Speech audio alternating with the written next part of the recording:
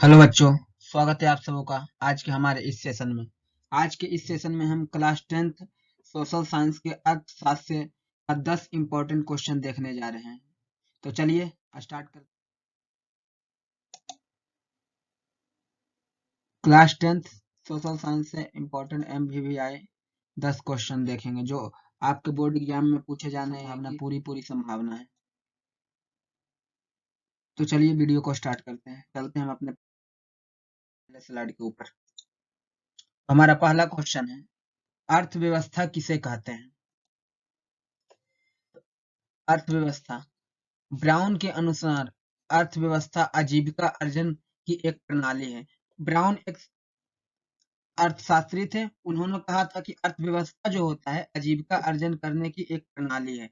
इसी को हम दूसरे शब्दों में कह सकते हैं, अर्थव्यवस्था आर्थिक क्रियाओं का एक ऐसा संगठन है जिसके अंतर्गत लोग कार्य करके अपनी आजीविका चलाते हैं। अर्थव्यवस्था क्या है? अर्थव्यवस्था आर्थिक क्रियाओं का एक ऐसा संगठन है जिसके अंतर्गत लोग कार्य करके अपनी आजीविका यानी रोजी रोटी को चलाते हैं। संक्षेप में इसी को हम कह सकते हैं कि अर्थव्यवस्था समाज के सभी आर्थिक क्रियाओं का योग है। अर्थव्यवस्था क्या है? अर्थव्यवस्था समाज के सभी आर्थिक क्रियाओं का योग है। तो अगर आपसे पूछा जाए अर्थव्यवस्था किसे कहते हैं, अर्थव्यवस्था क्या है, या अर्थव्यवस्था से रिलेटेड क्वेश्चन आ जाए कि अर्थव्यवस्था क्या होता है, अर्थव्यवस्था किसे कहते हैं, किसी भी तरह से अर्थ क्वेश्चन आए तो यही जवाब आपको लिखना है। ठीक है, बढ़ते हैं नेक्स्ट क्वेश्चन के ऊपर। हमारा दूसरा क्वेश्चन है, राष्ट्रीय आय क्या है? राष्ट्रीय आय क्या है? किसी राष्ट्र या देश में एक वर्ष में उत्पादित वस्तुओं और सेवाओं के कुल मूल्य से लगाया जाता है। किसी राष्ट्र या देश में एक वर्ष में उत्पादित वस्तुओं और सेवाओं के कुल मूल्य से लगाया जाता है। वर्ष भर में अर्जित आय की कुल मात्रा को राष्ट्रीय आय कहते हैं। राष्ट्रीय आय क्या है? राष्ट्रीय आय किसी किसी देश में या किसी राष्ट्र में साल भर में जो वस्तुएं एक एक वर्ष में जो वस्तुएं उत्पादित हुआ उसके मूल्य से राष्ट्रीय आय का अनुमान लगाया जाता है। वर्ष भर में जो भी अर्जित आय हुआ उसी उसी को उसी के कुल मात्रा को हम राष्ट्रीय आय कहते हैं। तो अगर आपसे सवाल पूछे राष्ट्रीय आय क्या है, राष्ट्रीय आय किसे कहते हैं, तो यही जवाब लिखना है कि किसी राष्ट्र या देश में एक वर्ष में उत्पादित वस्तुओं और सेवाओं के कुल मूल्य से लगाया जाता है। वर्ष भर में अर्जित आय की कुल मात्रा को राष्ट्रीय आय कहा जाता है। ठीक है, बढ़ते हैं तीसरे क्वेश्चन की ओर। तो हमारे इस चैनल को सक्सेस फ्लैट हमारा यूट्यूब चैनल है, इसे सब्सक्राइब करिएगा इसी तरह के और वीडियो के लिए। ठीक है,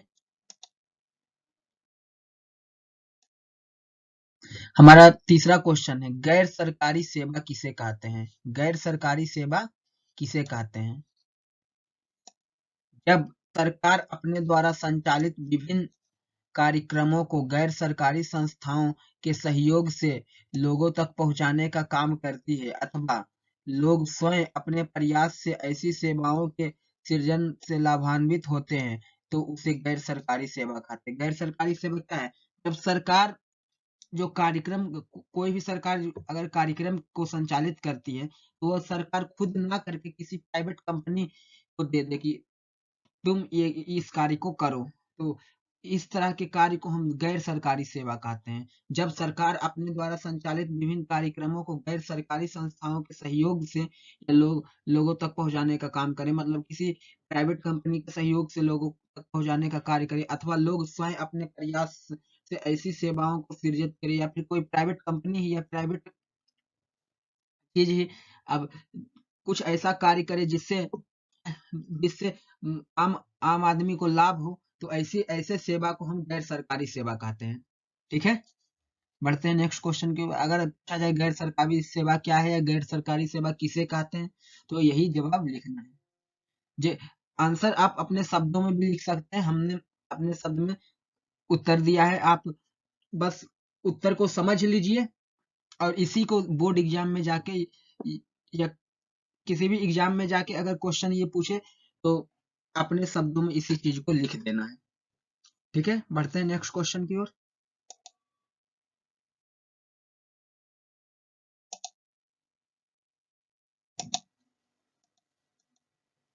चौथा क्वेश्चन है, निजीकरण से आप क्या समझते हैं? निजीकरण, निजीकरण का अभिप्राय निजी क्षेत्र द्वारा सार्वजनिक क्षेत्र में उद्यमों पर पूर्ण रूप से या आंशिक रूप से स्वामित्व प्राप्त करना तथा उनका प्रबंधन करना है।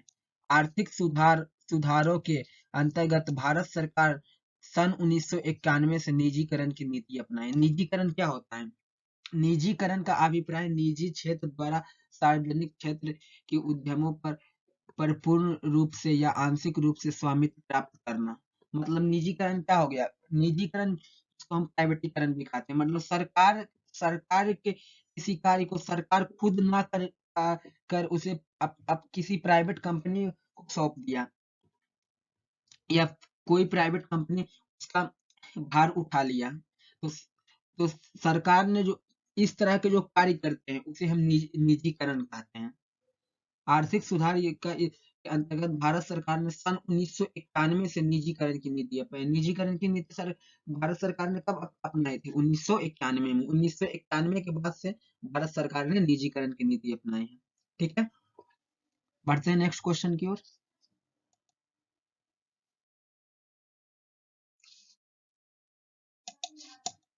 पांचवा क्वेश्चन है एटीएम। एटीएम क्या है? आजकल बहुत ज्यादा यूज होता है एटीएम, एटीएम, एटीएम लोग बहुत ज्यादा करते हैं। एटीएम का आज के डेट में बहुत ज्यादा संचालन हो रहा है। तो एटीएम कहते किसे हैं?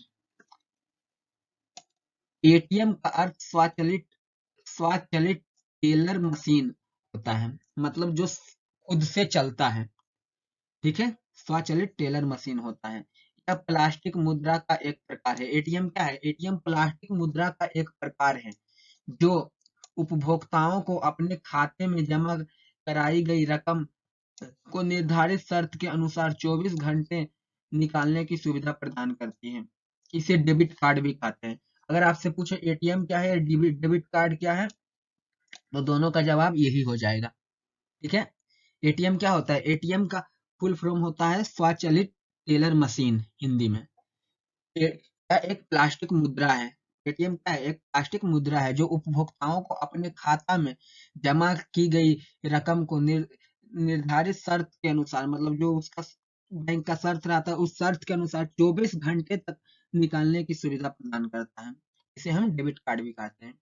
ठीक है, बढ़ते हैं नेक्स्ट क्वेश्चन की ओर।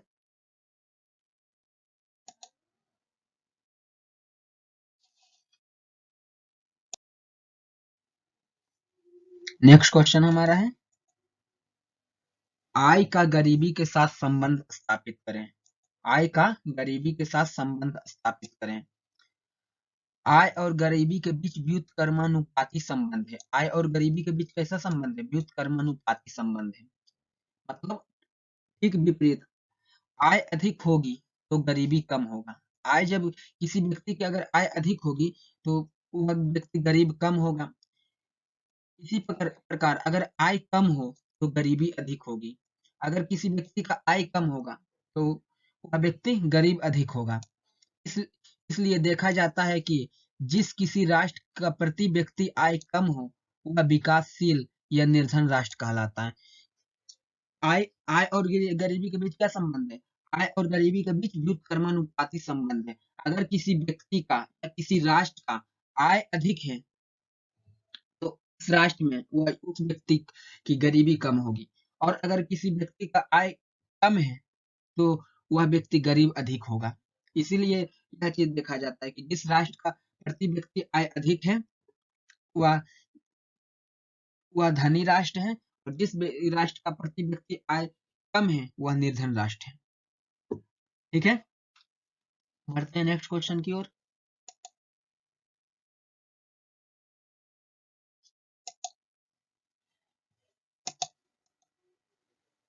सातवां क्वेश्चन है, सहकारिता से आप क्या समझते हैं? या सहकारिता क्या है?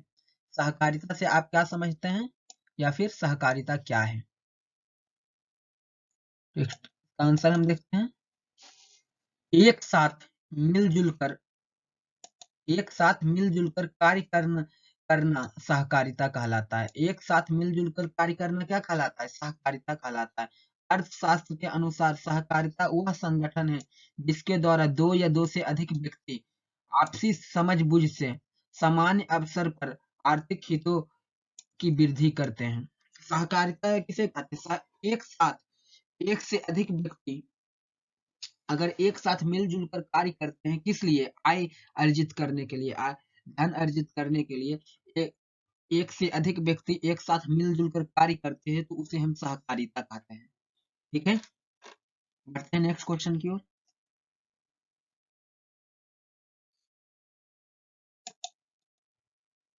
आठवां क्वेश्चन है, बहुराष्ट्रीय कंपनी किसे कहते हैं? बहुराष्ट्रीय कंपनी, बहुराष्ट्रीय कंपनी वह है जो एक से अधिक देशों में उत्पादन पर नियंत्रण व स्वामित्व रखती है। बहुराष्ट्रीय कंपनी किसे किसे कहते हैं? बहुराष्ट्रीय कंपनी वह कंपनी है जो एक से अधिक देशों में उत्पादन पर नियंत्रण व स्वामित्व रखती है। मतलब वह कंपनी जो अपना व्यवसाय एक से अधिक देशों तक चला रही है। जैसे में हमारा गूगल, माइक्रोसॉफ्ट, ये सब क्या है? ये सब बहुराष्ट्रीय कंपनी में आता है। ठीक है, नेक्स्ट क्वेश्चन की ओर। मौद्रिक प्रणाली क्या है? मौद्रिक प्रणाली आज के डेट में जो प्रचलित है, जिस प्रणाली में किसी भी वस्तु के खरीद बिक्री के लिए मुद्रा का प्रयोग किया जाता है, वह मौद्रिक प्रणाली कहलाता है। मौद्रिक प्रणाली क्या है? जिस प्रणाली में किसी वस्तु के बदले मुद्रा, किसी वस्तु के लेन देन के लिए मुद्रा का प्रयोग किया जाता है, उसे हम मौद्रिक प्रणाली कहते हैं। इससे पहले जो व्यवस्था था वह था वस्तु विनिमय प्रणाली। वस्तु विनिमय प्रणाली में क्या था? किसी भी वस्तु के बदले दूसरे वस्तु का लेन देन करना, उसे हम वस्तु विनिमय प्रणाली कहते थे। जबकि मौद्रिक प्रणाली में क्या है? किसी भी वस्तु के बदले मुद्रा यानी रुपया पैसा जो हमारे इंडिया में चलता है का लेन देन करना, उसे हम मौद्रिक प्रणाली कहते हैं। ठीक है, इसका एग्जाम्पल देख सकते हैं। इधर से कोई व्यक्ति मुद्रा दिया और उसे उसके बदले में वस्तु मिला। ठीक है, इमेज में आप देख सकते हैं, इसी चीज को इमेज के द्वारा समझ सकते हैं। ठीक है, बढ़ते हैं नेक्स्ट क्वेश्चन की ओर। आज का हमारा 10वां और लास्ट क्वेश्चन है, मुद्रा की परिभाषा दें। मुद्रा कहते किसे हैं? सब लोग मुद्रा का उपयोग करते होंगे,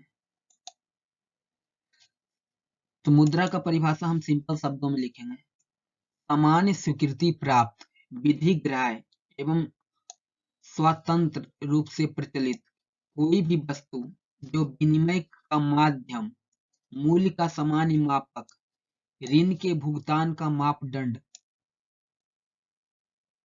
तथा संचय का साधन के रूप में कार्य करती है, मुद्रा कहलाती है। मुद्रा क्या होता है?